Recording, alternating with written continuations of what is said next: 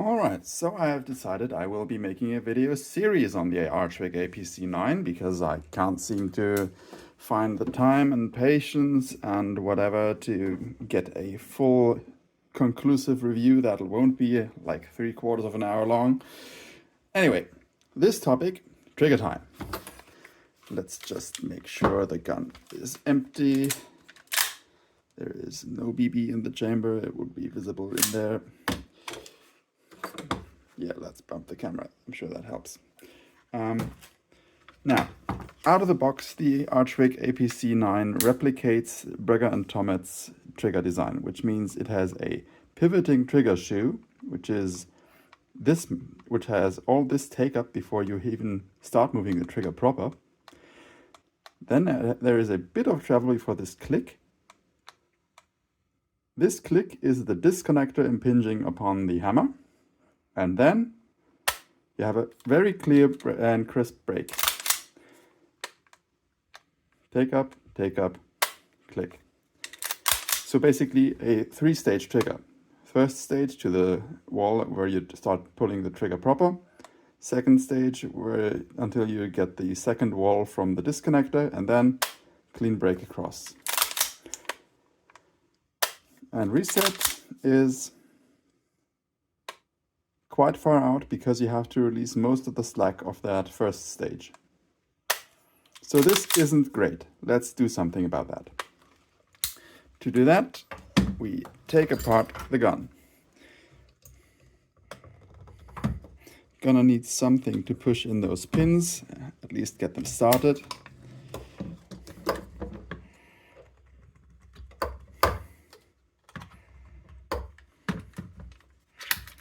And then all we need is the lower.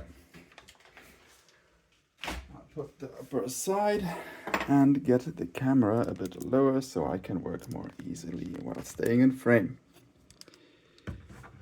Okay, next we need to remove the trigger proper. So we start by taking the left leg of the trigger spring and lifting that a bit out so it's out of its groove. And then we can just push out the trigger axis pin from left to right, pull it out. Oh yeah, we should have released the hammer before. Sorry, forgot about that. And then we take tweezers, don't have to be knurled. Take out the disconnector, take out the disconnector spring, put those aside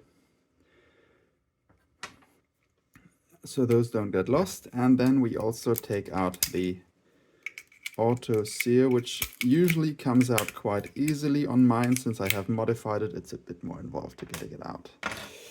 Now, as for the hammer itself, that also needs to come out. We push in from right to left this time. It is knurled on the left side. Pull out the pin. Pull out the hammer, making sure not to lose that E-clip that's nested in the left side of the hammer. My spring looks a bit different than any other, so don't worry about that. Take out the auto sear lever. And next we have to take out the trigger itself. That is a bit more finicky. You are going to have to, if you don't want to remove the safety, you are going to have to finagle it until it comes out to the front. That may involve a bit of force. This time it came out very easily. Now, as for this next part, I think I'm gonna get the camera down even lower so I can show you in more detail.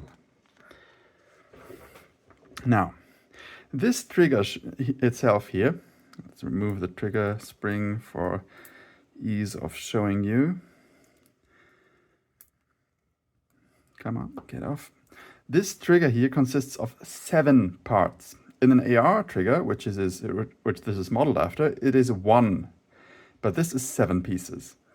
We have this spring-loaded end at the front with a very, very stiff spring. That is the sear engagement surface for the hammer. It is hardened. It is very, very hard. We have the pin that it rides on, and we have a spring in there, obviously. That's 3 parts. Then we have this pin, the trigger shoe itself, that pin rides on, that rides on the pin, and a spring in here, obviously. That spring is what we are going to have to do something about in order to improve that trigger, or at least make the trigger a bit more gamey and faster. Now we have to punch out that pin. 1 second.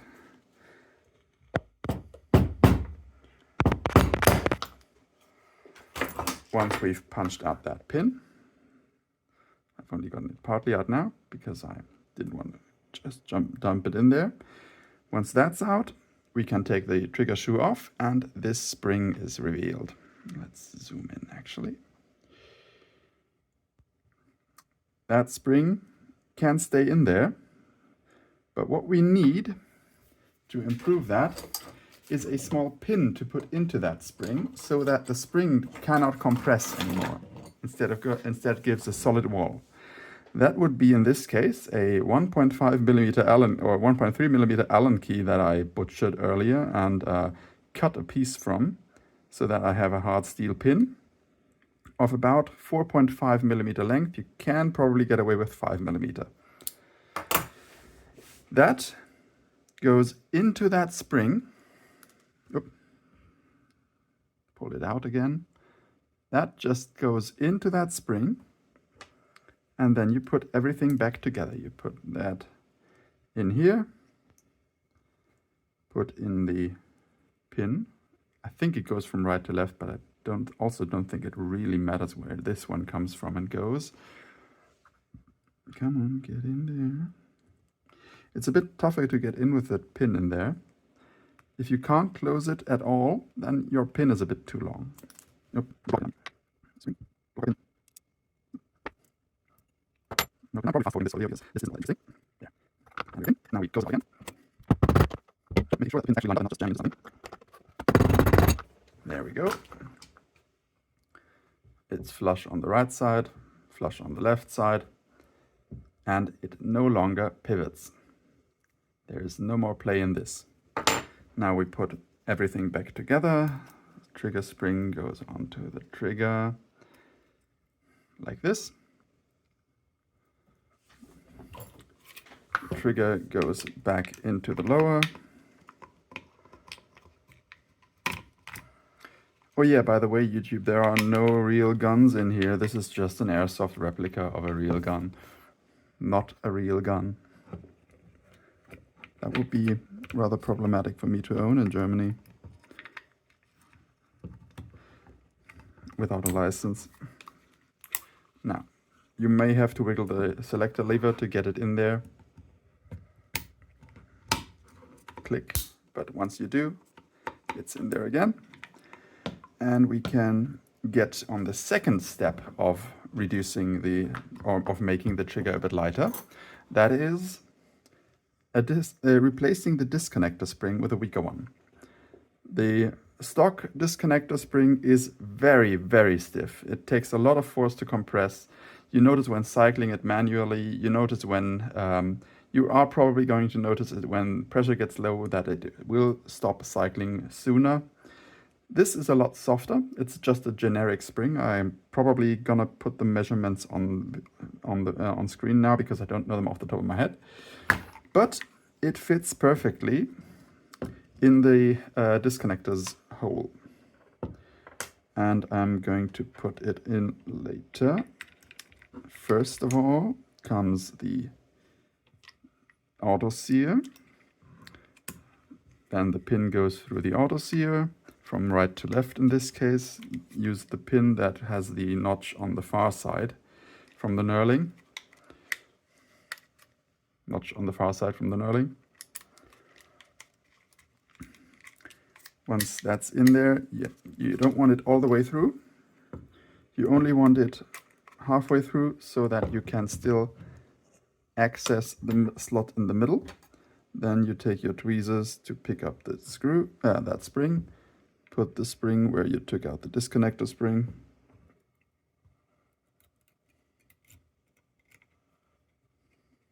That's in there good. Put the disconnector back. Your disconnector will have a longer tail if you have a full auto enabled version. I'm in Germany, I do not. And then you just push that pin all the way back through. Next step is reinstalling the hammer. For that, we first take the second half of the auto sear mechanism and hook that under the front. After that, we take the hammer. Again, your spring will look different than mine because I have done some fun things with mine that I may get on in another video, not in this one, because it's not part of the trigger job. And then we take the other pin, the one with the knurling on the near side, put it in from left to right. Yep, E-clip is still in there. It goes through the hammer relatively easily, and then you need to align it with the auto sears component, which can be a bit tricky, especially if the hammer is cocked, which it shouldn't be. So I have released it right now. Now, there we go. I think I'm close. There we go, I'm in. And then I can push it all the way through. Eventually you hear the hammer's E-clip clipping onto that notch in the pin. And then we are all together.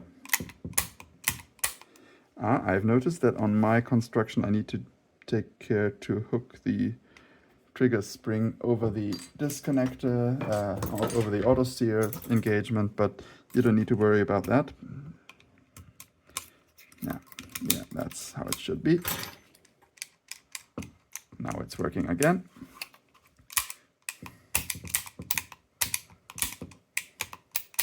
Okay, and how does that look in practice with this modified trigger? Putting it all back together. We now have this trigger pull. As you heard, it already dropped. Only this second stage remains. At the end of that is the disconnector. This is the point where we engage the disconnector. And that is now a very light pull. Both reset and brake are a lot lighter.